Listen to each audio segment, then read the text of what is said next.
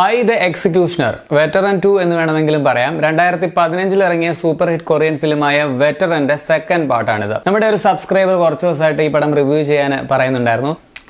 അത് പറഞ്ഞപ്പോഴാണ് ഓർത്തത്, ചിലർ വന്ന് എൻ്റെ വീഡിയോയിലെ കമന്റ് അല്ല കളിയാക്കുന്നത് കണ്ടു. തംബ്നെയിലൊക്കെ നിങ്ങളുടെ കിടുവാണ്, പക്ഷെ വീഡിയോ ക്വാളിറ്റി തീരെ കൊള്ളില്ല എന്ന് പറഞ്ഞൊരു ചിരിക്കുന്ന സ്മൈലിയൊക്കെ.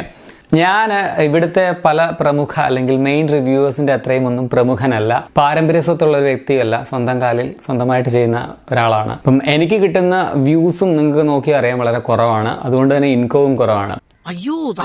എനിക്ക് തൽക്കാലം ക്യാമറയൊക്കെ അപ്ഗ്രേഡ് ചെയ്യാനായിട്ട് കുറച്ച് ബുദ്ധിമുട്ടാണ്. ഞാൻ ആദ്യം ഒരു സാധാരണ മൊബൈലിലാണ് സ്റ്റാർട്ട് ചെയ്തത്. പിന്നെ ഇപ്പോൾ ഒരു 2 വർഷത്തോളമായിട്ട് ഒരു ബേസിക് മിറർലെസ് ക്യാമറ യൂസ് ചെയ്യുന്നുണ്ട്. അതിന് കിറ്റ് ലെൻസ് മാത്രമേ ഉള്ളൂ. പിന്നെ വേണമെങ്കിൽ എൻ്റെ ഫേസ് കാണിക്കാതെ വോയിസ് മാത്രം ഇട്ടിട്ട് ഫോട്ടോ ഒക്കെ വെച്ച് അല്ലെങ്കിൽ വീഡിയോ ക്ലിപ്സ് വെച്ച് വേണമെങ്കിലും ചെയ്യാം. പക്ഷെ അപ്പോൾ ഇമോഷൻസ് കറക്റ്റായിട്ട് എക്സ്പ്രസ് ചെയ്യാൻ പറ്റില്ല എന്നൊരു പ്രശ്നമുണ്ട്. സോ തൽക്കാലം നിങ്ങൾ ഒന്ന് ക്ഷമിക്കുക കേട്ടോ.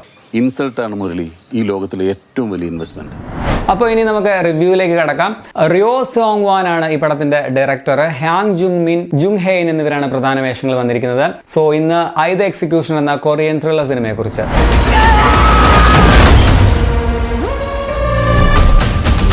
പഴയ വെറ്ററനിലെ സോ ഡോ ചുളിന്റെ ഡിറ്റക്റ്റീവ് ടീം ഇത്തവണ പുതിയൊരു ദൗത്യവുമായിട്ടാണ് വന്നിരിക്കുന്നത്. ഒരു റോബിൻഹുഡ് സ്റ്റൈലിലുള്ള ഒരു സീരിയൽ കില്ലറിന്റെ പിറകെയാണ് ഇത്തവണ അവരുടെ യാത്ര. ഒറ്റ വാക്കിൽ നല്ലൊരു ആക്ഷൻ മിസ്റ്ററി ത്രില്ലറാണ്. വളരെ സ്റ്റൈലിഷ് ആയിട്ടുള്ള മേക്കിങ്ങും ഇന്റൻസ് ആയിട്ടുള്ള ആക്ഷൻ സീനുകളും പടത്തിന്റെ പോസിറ്റീവ് തന്നെയാണ്. ഭയങ്കര ഫാസ്റ്റ് പേസിലാണ് കഥ പറഞ്ഞു പോകുന്നത്. അതുകൊണ്ട് തന്നെ നമുക്ക് വളരെ എൻഗേജിംഗ് ആയിട്ട് പെട്ടെന്ന് തന്നെ ഒറ്റ ഇരിപ്പിൽ കണ്ടു തീർക്കാനും പറ്റും. പിന്നെ ഇങ്ങനെ ടെൻഷൻ അടിച്ച് കുറച്ച് ത്രില്ലിംഗ് സീൻസ് ഒക്കെ കണ്ടു വരുന്നതിനിടയ്ക്ക് ഇവരുടെ കുറച്ച് ചളിച്ച കോമഡികളൊക്കെ ഉണ്ട്. നമുക്ക് ചിലപ്പോൾ ഇറിറ്റേഷൻ വരും, അതേസമയം നമ്മളെ ചിരിപ്പിക്കുകയും ചെയ്യും. അത് അവർക്കറിയാം. അത്തരത്തിലാണ് ഇവരുടെ ഈ കോമഡി ഈ ഒരു ഫ്രാഞ്ചൈസിൽ മുഴുവനും. സോ അത് നന്നായിട്ട് വർക്ക് ആവുന്നുണ്ട് കേട്ടോ. അതാണ് ഈ പടത്തിന്റെ ഒരു മെയിൻ പ്രത്യേകതയും. ഫസ്റ്റിനേക്കാൾ ഇൻവെസ്റ്റിഗേഷൻ പോർഷൻസ് ഒക്കെ ഈ പടത്തിന്റെ കുറച്ചുകൂടി ബെറ്റർ ആയിട്ട് എനിക്ക് പേഴ്സണലി ഫീൽ ചെയ്തു. അതുപോലെ ക്ലൈമാക്സും കിടുവായിരുന്നു. പടം കണ്ടു കഴിയുമ്പോൾ ഇതിന്റെ ടൈറ്റിൽ എത്ര അർത്ഥവത്താണെന്നുള്ള കാര്യവും നിങ്ങൾക്ക് മനസ്സിലാവും. പിന്നെ കൊറിയൻ പോലീസ്, അവരുടെ സിസ്റ്റത്തിലെ പൊളിറ്റിക്സ്, അവർക്ക് വേണ്ടത്ര പേയ്മെന്റ് അല്ലെങ്കിൽ സാലറി ഒന്നും കിട്ടാത്തത്, ഇങ്ങനെയുള്ള ചില സീരിയസ് കാര്യങ്ങളൊക്കെ ഈ പടം ചർച്ച ചെയ്യുന്നുണ്ട്. നായകൻ ഡിറ്റക്റ്റീവ്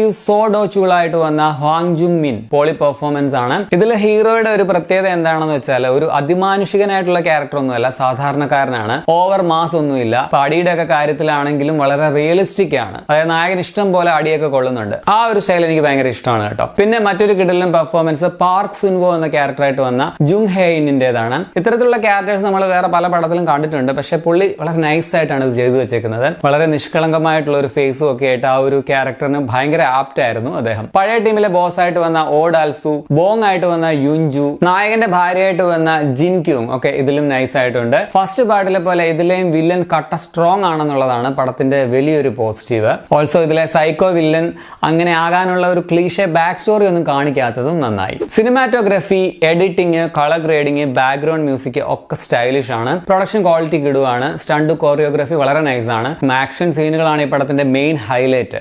ഇടയ്ക്ക് ഒരു ഫെസ്റ്റിവൽ പോലുള്ള ഒരു സ്ഥലത്തുള്ള ആ ഒരു ഫൈറ്റ്, പിന്നെ ക്ലൈമാക്സിലെ ഫൈറ്റ് ഒക്കെ കിടിലനാണ്. പിന്നെ വളരെ പ്രഡിക്റ്റബിൾ ആണ് ഇതിന്റെ റിവീലൊക്കെ. അതൊരു നെഗറ്റീവ് ആയിട്ട് വേണമെങ്കിൽ പറയാം. സ്ഥിരം ഇങ്ങനെയുള്ള സിനിമകളുടെ ഒരു പാറ്റേൺ ആണ് ഇതും ഫോളോ ചെയ്യുന്നത്. എന്നിട്ട് കൂടിയും പടം സാറ്റിസ്ഫൈങ് ആയിരുന്നു എന്നുള്ളതാണ് അതിന്റെ പ്രത്യേകത. ഇതിന്റെ ഫസ്റ്റ് പാർട്ട് കണ്ടിട്ടില്ലെങ്കിലും കുഴപ്പമൊന്നുമില്ല. ഇതൊരു സെപ്പറേറ്റ് സ്റ്റോറി ആയിട്ട് വേണമെങ്കിൽ കാണാം. അങ്ങനെ ഒരു സ്റ്റോറിയാണ്. പക്ഷേ ഈ ക്യാരക്ടേഴ്സ്, അവരുടെ ബോണ്ടിങ്, ഫാമിലി, ഇതിനെക്കുറിച്ചൊക്കെ അറിയാൻ വേണ്ടി ഒന്നാം ഭാഗം കണ്ടിട്ട് ഇത് കാണുന്നതും നല്ലതായിരിക്കും. സോ ആകമൊത്തം ടോട്ടലിൽ നല്ലൊരു ആക്ഷൻ മിസ്റ്ററി ത്രില്ലറാണ് ഈ പടം. ഒപ്പം ഇൻവെസ്റ്റിഗേഷൻ മൂഡ് നൽകുന്നുണ്ട്. അത്യാവശ്യം ഫണ്ണിയുമാണ്. ഒരു ഫാസ്റ്റ് പേസ്ഡ് കംപ്ലീറ്റ് എന്റർടൈനർ ആണെന്ന് പറയാം. മിക്കവർക്കും ഇഷ്ടപ്പെടാനുള്ള സാധ്യതയുള്ള ഒരു സിനിമയാണ്. കണ്ടു നോക്കുക. പടം ഈ വർഷം കൊറിയയിൽ ഹയസ്റ്റ് ഗ്രോസിംഗ് ഫിലിംസുകളിൽ ഒന്നാണ്. ഭയങ്കര ഹിറ്റ് ആയിരുന്നു ഈ സിനിമ അവിടെ. ഇപ്പോൾ പടം ഡീറ്റെയിലി അവൈലബിൾ ആണ്. എവിടെ കിട്ടുമെന്നൊക്കെ നിങ്ങൾക്ക് അറിയാമല്ലോ.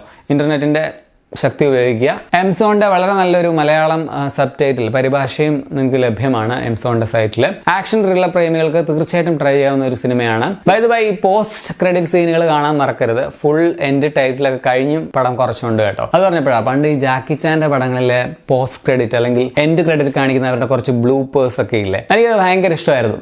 ഞൊക്കളാജിയാവും. അപ്പോൾ പടം കണ്ടവരാണെങ്കിൽ നിങ്ങളുടെ അഭിപ്രായം കമന്റിൽ രേഖപ്പെടുത്തുമല്ലോ. ശരി എന്നാൽ.